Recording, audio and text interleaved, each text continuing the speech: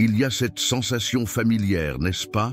Cette anxiété rampante qui s'accroche à vos pensées, ce murmure constant dans le fond de votre esprit qui vous dit que vous n'êtes jamais assez un. Vous sentez peut-être que votre esprit est une prison dont vous ne pouvez pas vous échapper, un bruit mental incessant qui vous empêche de ressentir le présent d'eux.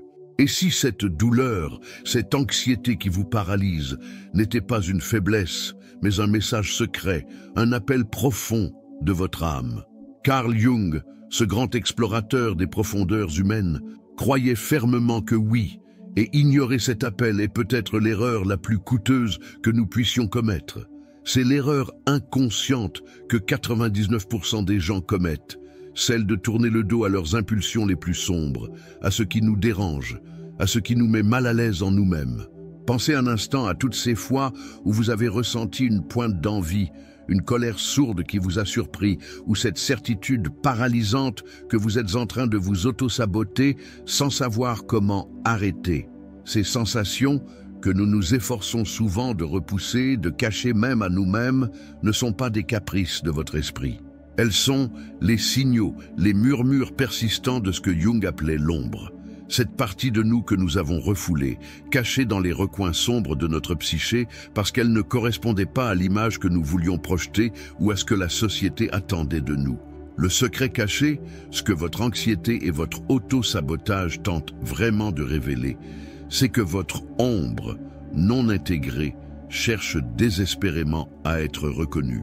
Elle crie à travers vos peurs, vos insécurités sociales et votre sentiment d'épuisement, cherchant à vous montrer le chemin vers une totalité oubliée. 44. Ignorer cette voix, cette part de vous, c'est refuser une force immense, un potentiel brut qui, s'il n'est pas vu et accueilli, se manifeste de manière destructrice, sabotant votre paix intérieure et votre capacité à vivre pleinement. C'est comme essayer de naviguer avec une boussole cassée, car une partie essentielle de votre être est laissée dans l'obscurité, non reconnue et donc non maîtrisée. Il y a ces moments, subtils mais persistants, où vous sentez une irritation monter face à une qualité chez quelqu'un d'autre que vous ne supportez pas, ou une envie soudaine et inexpliquée en observant le succès de vos amis. C'est peut-être un commentaire anodin qui déclenche en vous une réaction disproportionnée ou cette tendance à juger sévèrement les défauts des autres, tout en étant aveugle aux vôtres. Ces trois signes silencieux, comme des échos lointains dans le corridor de votre âme, sont des manifestations claires que votre psyché est en train de projeter votre ombre sur le monde extérieur.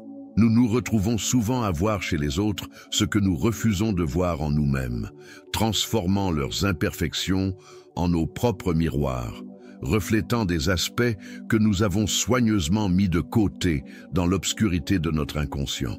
C'est un mécanisme de défense, certes, mais un mécanisme qui nous empêche de nous libérer et de nous épanouir véritablement.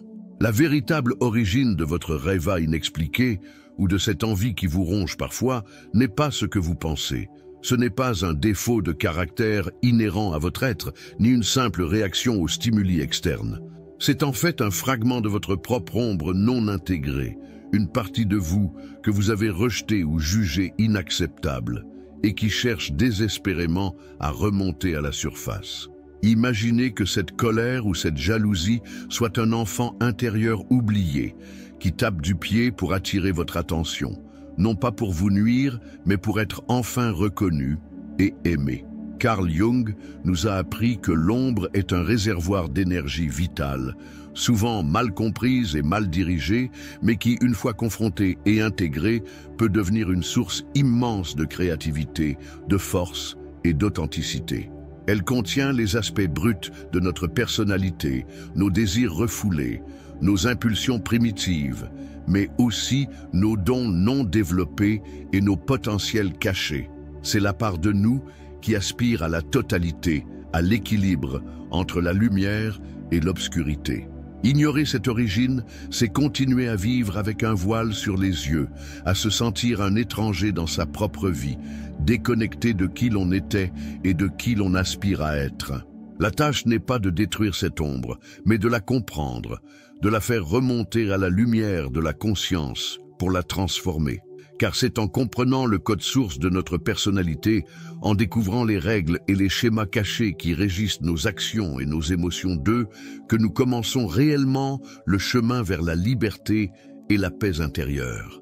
C'est un voyage courageux, un voyage vers le silence confortable à l'intérieur de soi trois, où le juge interne s'apaise et où nous pouvons observer nos pensées sans être submergés par elles. Nous vous invitons à vous abonner à notre chaîne pour continuer cette exploration profonde de la psyché humaine et à nous dire en commentaire quelle est cette petite gêne, cette réaction inattendue que vous avez remarquée chez vous récemment. Elle pourrait bien être un aperçu de votre propre ombre cherchant à vous parler. Je vous encourage à poursuivre ce dialogue intérieur, car c'est dans cette conversation avec vous-même que se trouve la clé de votre transformation. Si vous avez déjà ressenti cette connexion, cette résonance avec ce que nous explorons, n'hésitez pas à partager vos réflexions. Votre expérience est une pièce précieuse de ce grand puzzle collectif de l'individuation. Ensemble, nous pouvons créer un espace d'authenticité et de croissance. Il y a cette idée tenace, profondément ancrée en nous, que pour être fort, pour être estimé, il faut se débarrasser de nos défauts, les cacher, les nier.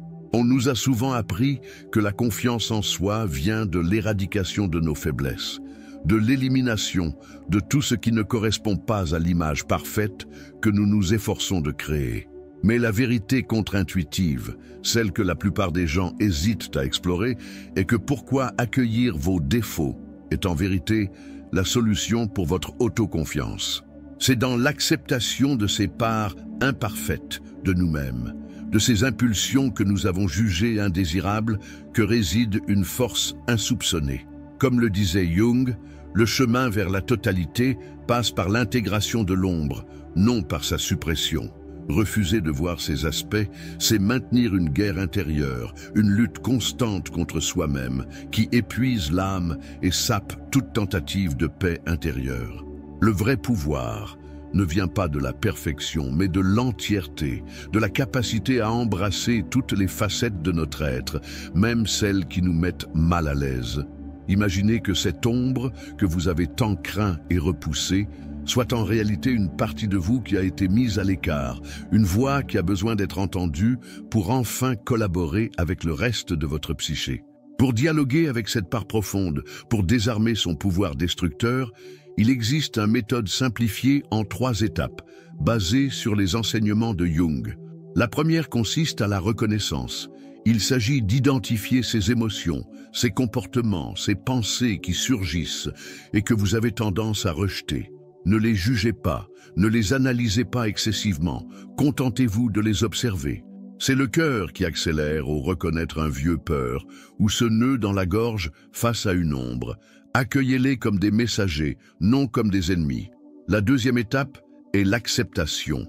Il ne s'agit pas d'approuver les actions négatives, mais d'accepter que ces impulsions existent en vous.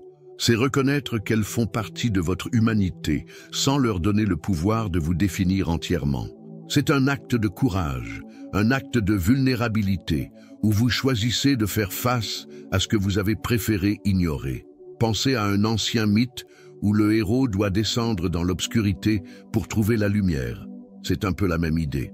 La troisième étape est l'intégration. Une fois reconnue et acceptée, l'ombre peut être ramenée à la conscience et sa puissance peut être canalisée de manière constructive. Par exemple, si votre ombre contient une forte tendance à la colère, plutôt que de la réprimer, vous pouvez reconnaître cette énergie et la rediriger vers une détermination farouche pour défendre une cause juste ou pour surmonter des obstacles avec une volonté inébranlable. Ce processus n'est pas linéaire et il demande une présence constante, une volonté de regarder honnêtement en soi. C'est une danse subtile entre la lumière et l'obscurité où chaque pas vous rapproche de votre essence véritable. En ouvrant ce dialogue interdit avec les parties de vous que vous avez le plus craint, vous commencez à guérir les fractures intérieures, à unifier votre être. C'est un chemin vers la liberté, où vous cessez d'être à la merci de réactions inconscientes et commencez à vivre en accord avec vos propres règles, votre esprit et vos émotions devenant immunisés contre l'opinion et la manipulation des autres. Cette intégration transforme la douleur et votre histoire en votre plus grande force d'eux. C'est un chemin qui demande de la patience, de la compassion envers soi-même et la reconnaissance que chaque pas, même le plus petit, est une victoire. Il y a une idée reçue tenace dans notre société moderne, celle qui nous pousse à croire que pour être heureux et réussir, nous devons cultiver une positivité à toute épreuve. On nous encourage à ignorer la tristesse, à refouler la colère, à masquer l'anxiété sous un sourire forcé. On nous dit que être toujours positif est la clé de tout. Mais cette vision simpliste est un grand mythe qui vous empêche d'accéder à votre véritable force intérieure. En effet, en niant nos émotions et aspects négatifs, nous refusons une partie essentielle de notre humanité et paradoxalement, nous nous coupons d'une source immense de pouvoir et de croissance. Nietzsche, à sa manière, nous invitait non pas au désespoir, mais à la courage de créer nos propres valeurs, ce qui implique une confrontation honnête avec toutes les facettes de notre être, y compris les plus sombres. La vraie force ne réside pas dans la suppression, mais dans l'intégration. C'est en faisant face à nos peurs, à nos doutes, à notre douleur que nous développons une résilience inébranlable et une compréhension plus profonde de nous-mêmes. C'est en embrassant notre ombre que nous la transformons d'un ennemi caché en un allié puissant. Imaginez l'énergie contenue dans cette colère refoulée, dans cette frustration que vous avez longtemps jugée négative. Cette énergie, une fois reconnue et intégrée, peut être transmuée en une détermination féroce, en une passion ardente pour poursuivre vos objectifs, en une force inébranlable face aux adversités. C'est l'application pratique de l'intégration de votre ombre. Et comment vous pouvez utiliser cette énergie dès demain matin pour propulser votre carrière et vos relations. Par exemple, si vous avez tendance à la procrastination 1, peut-être est-ce une manifestation de votre ombre qui craint l'échec ou le jugement 2. Au lieu de vous fustiger, accueillez cette peur, reconnaissez-la. Ensuite, canalisez l'énergie de cette résistance en une discipline focalisée. Transformez cette crainte en une préparation méticuleuse, en une attention aux détails qui vous rendra inarrêtable. Si l'autosabotage est votre compagnon 3, la vérité brutale est que votre ombre est en quête de reconnaissance. En dialoguant avec elle, en comprenant ses racines, vous pouvez transformer cette tendance destructive en une capacité accrue à l'autopréservation, à fixer des limites saines et à vous défendre avec conviction. Dans vos relations, l'intégration de l'ombre signifie cesser de projeter vos propres insécurités et vos jugements sur les autres. Au lieu de voir les défauts chez votre partenaire ou vos collègues comme des menaces, vous commencerez à les percevoir avec plus de compassion, comprenant qu'ils reflètent souvent des aspects non résolus en vous-même. Cela ouvre la porte à des connexions plus profondes, plus authentiques, car vous n'avez plus besoin de porter un masque social pour être accepté. Vous agissez avec la certitude de qui vous êtes, sans avoir besoin de validation externe. 5. Et vous faites confiance à votre propre intuition comme guide 6. C'est un chemin vers la liberté de vivre selon vos propres règles, avec un esprit et des émotions immunisés contre les opinions et les manipulations d'autrui. 7. Connaître votre code source 8. Découvrir les schémas cachés qui régissent vos actions et émotions 9 n'est pas une destination, mais une odyssée quotidienne, une danse constante avec les profondeurs de votre psyché.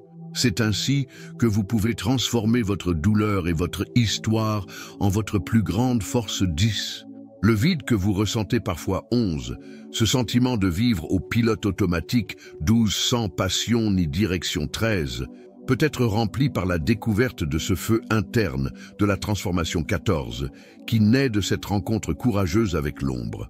Il y a cette quête universelle, ce désir profond et incessant de paix intérieure, de sérénité, de cette ataraxia dont parlaient les stoïciens.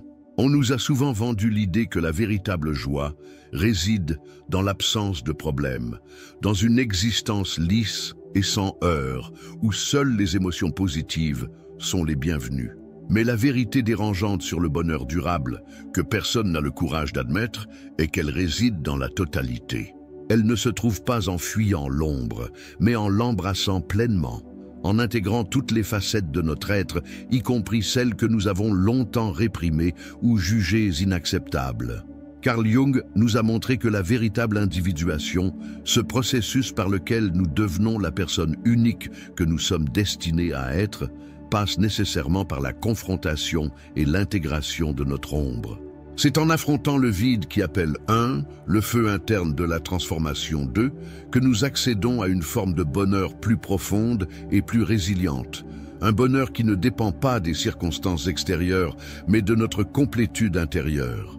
Imaginez une vie où vous n'êtes plus tourmenté par le sentiment d'être une fraude, où la peur paralysante d'être exposé comme une fraude, syndrome de l'imposteur, disparaît, et la certitude que vous êtes en train de vous auto-saboter 3 remplacée par une confiance inébranlable en votre intuition comme guide 4. C'est la nouvelle réalité qui s'ouvre à vous lorsque vous choisissez d'intégrer votre ombre. Vous commencez à agir avec la certitude de qui vous êtes, sans avoir besoin de validation externe 5. La sensation que votre vie est une farce, une performance pour les autres 6, s'estompe, remplacée par un sentiment que votre vie a une direction claire, créée par vous 7. Vous ne vous sentez plus un étranger dans votre propre vie, déconnecté de qui vous étiez 8, car vous avez réuni les fragments dispersés de votre psyché. Cette intégration vous donne la force de vivre selon vos propres règles, avec l'esprit et les émotions immunisées contre l'opinion et la manipulation d'autrui 9. C'est un chemin qui transforme votre douleur et votre histoire en votre plus grande force 10. Le processus d'intégration de l'ombre n'est pas une destination finale, mais une danse continue, une conversation permanente avec les profondeurs de votre âme. C'est un engagement à l'autonomie, à la responsabilité de votre propre vie et à la création de vos valeurs, un écho de la volonté de puissance de Nietzsche.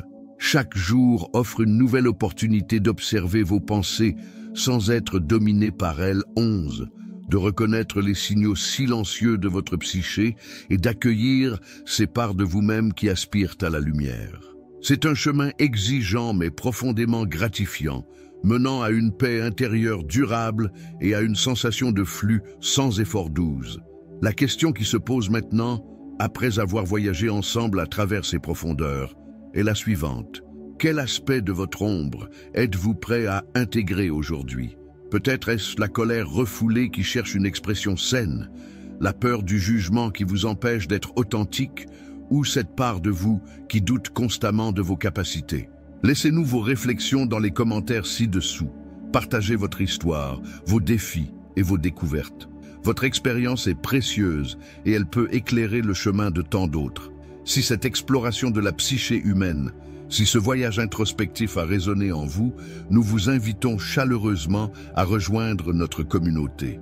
Abonnez-vous à notre chaîne pour ne manquer aucune de nos prochaines explorations, où nous continuerons à déchiffrer le code source de la personnalité et à transformer la douleur en une source inépuisable de puissance. Votre présence et votre participation sont le cœur de ce que nous construisons ici.